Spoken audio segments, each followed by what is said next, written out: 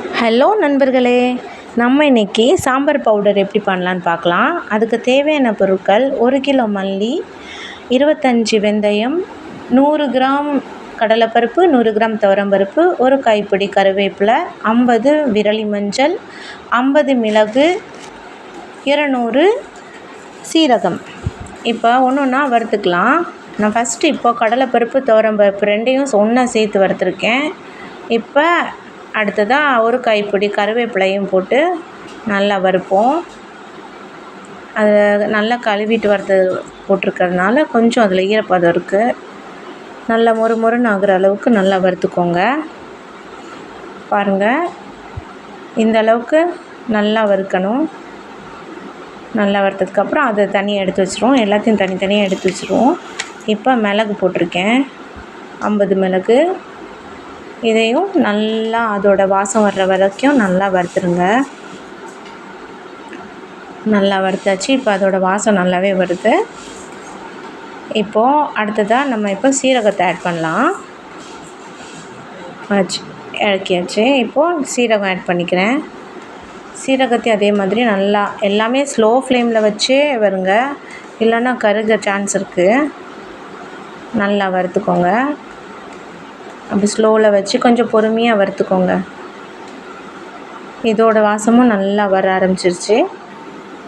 இப்போ அடுத்ததாக நம்ம என்ன பண்ணோம், அடுப்பு ஆஃப் பண்ணிடுவோம். இவ்வளோதான். இதுக்கடுத்து நான் ஃபஸ்ட்டே விரலி மஞ்சளையும் வெந்தயத்தையும் கூட வறுத்துட்டேன். நான் அதை எடுக்க மறந்துட்டேன். இப்போ மல்லியை நல்லா வெயிலில் காய வச்சு சலித்து வச்சுக்கிட்டேன். எல்லாமே கொஞ்சம் ஆறுனதுக்கப்புறமா ஒரு நல்ல டப்பாவில் போட்டு, ஈரமே இல்லாத ஒரு நல்ல டப்பாவில் போட்டு வச்சுக்கோங்க. எல்லாமே ஆறணும், சூடு இல்லாமல் இருக்கணும். அதை மூடி வச்சாச்சு. நான் எப்போவுமே வத்தப்பொடி கொஞ்சம் தனியாகவே அரைச்சி வச்சுருவேன். உங்களுக்கு சேர்த்து அரைக்கணுன்னாலும் அரைச்சிக்கலாம். இப்போ நான் வத்தலை நல்லா வெயிலில் காய வச்சுருக்கேன். பாருங்கள், இந்த அளவுக்கு ஒடியணும். அந்த அளவுக்கு நம்ம நல்லா வத்தலை காய வச்சுக்கிறணும். பாருங்கள், இந்த மாதிரி கலர் சேஞ்ச் ஆகிருக்கிற மிளகாலாம் போடாதீங்க.